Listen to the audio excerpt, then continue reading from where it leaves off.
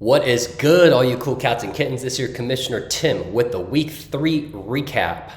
The Week 3 is now officially in the books. We've got some teams streaking both ways, and we've got some teams in unexpected territory after these 3 weeks, causing some mayhem within our managers. We're also now officially more than 20% of the way done with our regular season play. So, while there's still plenty of time for anything to happen this season, the window to start making moves to either build for a better probability at a playoff berth or to build for the future, that window is now officially open. So week 3 was an absolute joy because every single one of our 4 matchups actually went into Monday Night Football's game as its decider. And it was really cool to just see the level of engagement that we had on the Sleeper app on Monday night, and I wish we get to see more of that, and I look forward to many more weeks of that and many more years of that. So it was just a great joy to just be involved with all of you on that on Monday night. But the end result of all these close matchups was that we had the closest scoring output range between the highest scoring leader and the lowest scorer in just 25 points. And that's compared to 60 points separating the top and lowest in week 2 and 46 in week 1. And even the game differential between their matchups, the highest win differential was 19 points, and even that game looked like it was actually in play through the first half of Monday Night Football game. But no matter how close the margin of victory, the win's a win and a loss is a loss. So with that, let's start the week 3 matchup recap. Starting out with matchup number 1 between Commissioner Brandon's Bills Mafia and Chota. The Commissioner takes a tough loss here. I mean, it really came down to 2 drops by Hollywood Brown in the end zone on Sunday, and the refs blowing that rush touchdown by Dak Prescott in the first quarter of that Monday Night Football game. But other players on his roster, I'm going to start out with Josh Allen. I think coming into the week with Josh Allen having struggled massively and him also facing a pretty strong Washington football team that had sort of kept the passing offense in check against Justin Herbert as well as Danny Dimes, I expect Josh Allen to sort of continue his poor start, but there was a reason this kid was QB1 last year and came into the league with MVP expectations for this season, ended with 37.2 points for this week, and he was the fantasy scoring outright leader for week 3. In terms of his running backs, Joe Mixon will continue to get his massive volume on the ground, and I think that's pretty much baked in for this season. No touchdowns for this week, but still a good solid near with the 10-point outing. And after getting 4 receptions in week 1, though, Joe Mixon has been seeing less and less involvement with the passing game, and his game target shares has gone from 15.4% in week 1 down to 5.4% in week 3. Certainly something to keep an eye out on, and I think probably the only thing for me that's keeping Joe Mixon from being a top 8 type of a player on a week-to-week basis. Clyde Edwards-Helaire finally hit 100 yards on the ground. He got a touchdown, finally gave Bills Mafia the outing that he needed to produce for his early 5th-round draft capital. But with another fumble back-to-back weeks, and with the running backs sort of having the timeshare as well with continued sort of carry going to Darrell Williams, it's just hard for me to think that he has a caliber of a running back 1, RB1 type of a player, even in dynasty formats, let alone this season. For receivers, a tough injury of loss of A.J. Brown, I think early against the Colts. He's considered week to week now, so hopefully we see AJ back for Bills Mafia without multiple games missed. Calvin Ridley led the Falcons with 11 targets, but the entire Falcons offense has just been frustrating to watch. There's some good weapons on that team, but they just can't seem to make it connect. Still ended the week with a solid 10 points. Last notable for me on Bills Mafia was Ty Hawkinson. I think Ravens really seem to tighten up on Hawkinson, given really the Lions have no other receiver weapons other than Ty. But he just ended up with 2 targets compared to 11 targets in week 1 and 9 in week 2. And I've already mentioned the disappointing drops by Hollywood Brown twice in the end zone. But with Rashad Bateman coming off of IR and eligible to start participating in games starting week 4, we'll have to keep a close eye out on what that means in terms of his target share going forward as well. So overall, this was a tough week for Bills Mafia, already thinned out due to injuries to two of his every week starters in Darrell Henderson and T. Higgins. So hopefully week 4 is going to be a bounce back week for the commissioner, and we see some of his injured back players sooner than later. Over to Chota. The most notable thing for me this week was the continued increased workload of Saquon Barkley. As I mentioned in last week's video, all the things that you need to see as a trend line to see that Saquon is going to end up getting his volumes for this season definitely came true. And in week 3, he looked as much as Saquon as he had been in this season, and ended the week with 18.4 points on 16 carries and a touchdown and 6 receptions as well. I don't think Chota has any other real notable players, not because they didn't necessarily produce or they didn't, but because I think they all played around their usual sort of marks and still secured Chota the win. I do have one player I want to mention, which is Myles Gaskin. With Tua out, Gaskin saw 13 carries compared to 14 combined in his first 2 weeks. So I think Gaskin is maybe the most underappreciated / underrated 3-down back for his team. I mean, obviously a modest 8.9 point outing in week 3, but if Gaskin is able to be a mid-tier RB2 with the volume he's going to be getting on that offense, I think Chota's roster starts to look quite challenging to beat, especially with the recent acquisitions he's made through trades. So with the healthy Saquon, who should only get better and more volume over time and get closer to his usual self, along with the production of his deep roster of quality wide receivers, I think Chota takes obviously the win here, but also moves up in my weekly power rankings, which I'll share tomorrow's video. Over to matchup 2. I'm going to call this the Streakers matchup. And this is my matchup of the week, and in terms of how close it came down to the wire, but also in terms of what it means for the rest of the league. So John's team is full of innuendo. He's been full chubbing, and now he's streaking as Jerry Sands down to an 0-3 start. And on the other side, we have Ben with this week's highest scoring output and sitting at a perfect 3-0. And no longer full chub. It's now half chub. Over to notable players, I'll start with Ben. Biggest news, obviously, is the loss of Christian McCaffrey. Seems like he missed the IR designation, though, so the team is, I think, hopeful that CMC can come back within 3 weeks. I think it's incredible, though, that Ben was still able to not only be able to secure the win here, but he was able to have the league's highest scoring output for this week, even though he only got 5 points from CMC, which is really, if you think about it, 15 points at least less than what CMC would be producing on a good week-to-week for him. I really think it's also incredible to see Cooper Kupp continue to put up his bona fide wide receiver, number 1 numbers. So he has, just to give you numbers, he has scored 20% more through 3 weeks than fantasy's number 2 receiver.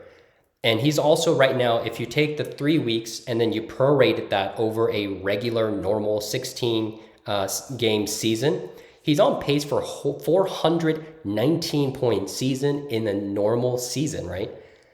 That would actually put Kupp as the highest scoring wide receiver in fantasy's history since 1997, outscoring Randy Moss's 2007 season by a full 80 points in our half PPR format.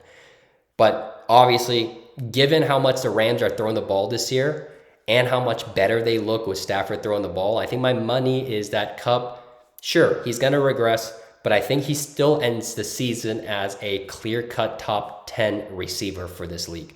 And honestly, I look at this roster. I'm looking at it right now and how they're performing now. I feel like Ben's team is much stronger than what both of the commissioners anticipated coming into the season. And has he been lucky, quote unquote, to start the season by having some lowest scoring opponents? Yes, but like I mentioned last week, on nights when CMC, Allen Robinson, and one of your flex combine for 11 points, and you still score the highest in the league, I just feel like this team is deep, and certainly it's moving up in my power rankings. Now, over to John. John wanted to share this text message that John sent over to me. And And so I'll keep it short at his own regret and own request.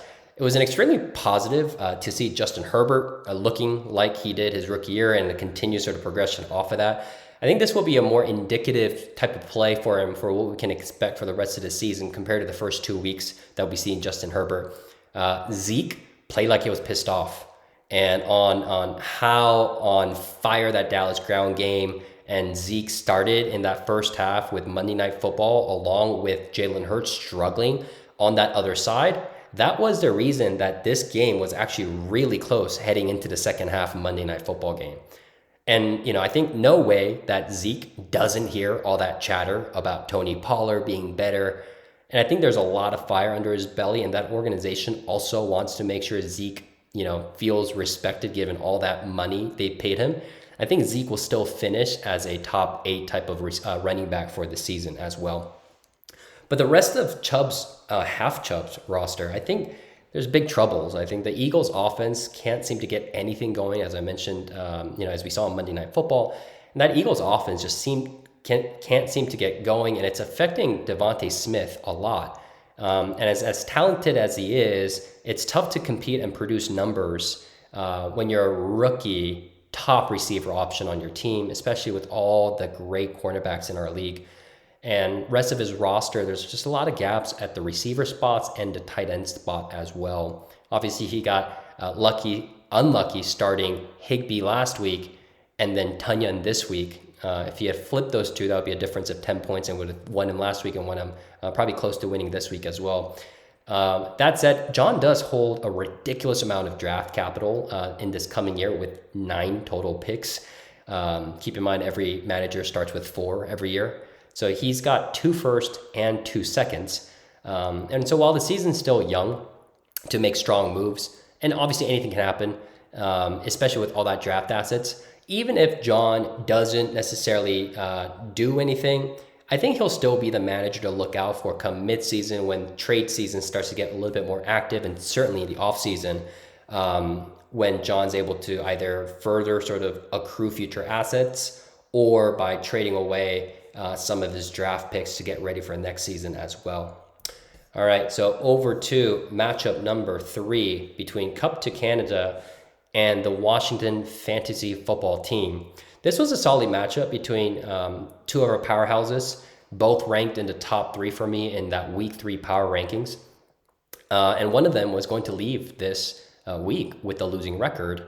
Adam just took the win here in a close match that really came down to Monday Night Football. And Adam's prize jewels in Alvin Kamara and Derrick Henry, they did their part. And Mike Williams continued to show up in that Chargers offense. I mean, Mike Williams went off for almost 30 points. And he's now the second highest scoring receiver just behind Cooper Kupp. Again, what a steal with that 18th round pick. Just like Cooper Kupp, I think Mike Williams, this isn't a fluke. You're 3 weeks in now. The systems are designed around you offensively. I think Mike Williams has just figured it out. He's the alpha receiver there.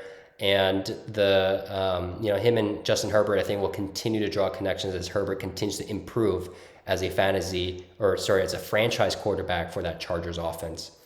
One other player I want to mention for Adam's team is the ongoing concern around Kyle Pitts.